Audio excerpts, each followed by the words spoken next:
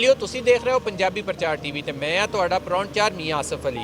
ਤੁਹਾਨੂੰ पता ही है बाबा गुरु नानक देव जी के 550वें जन्म दिन ਦੀਆਂ तकरीबात कई दिनों तो जारी सी ਇੱਥੇ ਤੇ देश विदेश तो सिख यात्री ਇੱਥੇ आए, पूरी दुनिया चों भी आए तो इंडिया तो भी आए तो सिख यात्रियों की हुण वापसी का सिलसिला शुरू हो गया।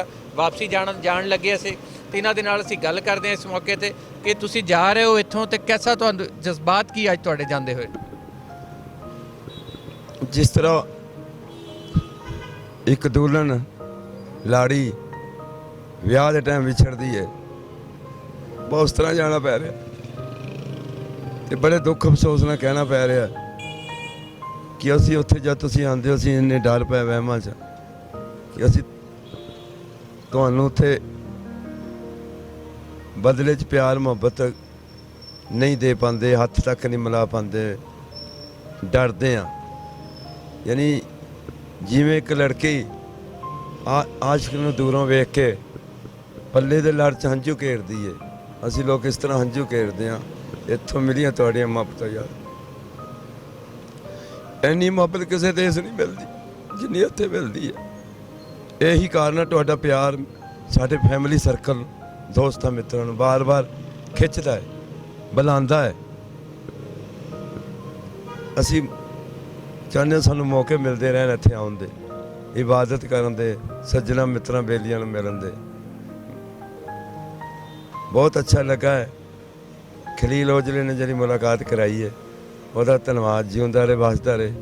ननकाना साहब मिले सी ਜਾਂ ਅੱਜ ਲਾਹੌਰ मिले हाँ यार। वो सिर्फ एक यही देश है जिथे लोग दावतां पिछे लड़ते हैं, हज़ारां दे बिल पता नहीं किहड़ा नाल दा कदों दे के चला जाता।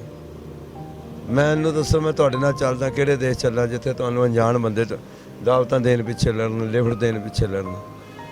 ये मुहब्बतां वंडो, ये वैब चैनल ने वंडनियां ने।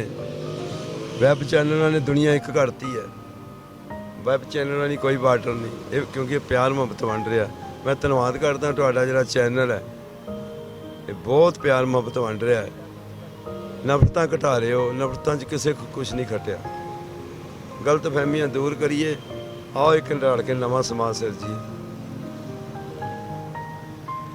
ਇਹ ਤੁਹਾਡਾ ਨਜ਼ਰੀਆ ਪਾਕਿਸਤਾਨ, ਤੁਸੀਂ ਜਦੋਂ ਆਉਣਾ ਹੈ ਜਿਹੜੀ ਐਨਕ ਲਾ ਕੇ ਆਓਗੇ ਉਹੀ ਕੁਛ ਵਿਖੇਗਾ। ਹਰੀ ਲਾਓਗੇ ਹਰਿਆਲੀ ਵਿਖੂਗੀ, ਲਾਲ ਲਾਓਗੇ ਲਾਲੀ ਵਿਖੂ ਖਤਰਾ, ਤੇ ਚਿੱਟੀ ਐਨਕ ਲਾ ਕੇ ਆਓਗੇ ਪੋਜ਼ਿਟਿਵ ਮਾਹੌਲ ਦਿਖੇਗਾ। ਡਿਪੈਂਡ ਤੁਹਾਡੇ ਤੇ ਕਰਦਾ। ਵਾਹ ਜੀ, ਆ ਤੁਸੀਂ ਦੇਖਿਆ ਸਾਡੇ ਸਰਦਾਰ ਵੀਰ ਜਾਣ ਲੱਗਿਆ ਤੇ ਇਹਨਾਂ ਨੂੰ रुखसत करने लई गल है कि इन्हों तुरन लई इत्थे किन्ने किन्ने लोग सड़कों पर इकट्ठे हो जाते हैं और हर कोई इन्हों इदां तोर रहा जिद्दां उन्हां दा कोई अपना सका रिश्तेदार जा रहा। तो सरदार जी रब रखा। राती अकरम राई जी आए हुए सी इत्थे, मेरे पुराने दोस्त हैं, उन्हें महफिल लाई रखी, फिर उन्हें सानू ड्रामे दिखाए ने।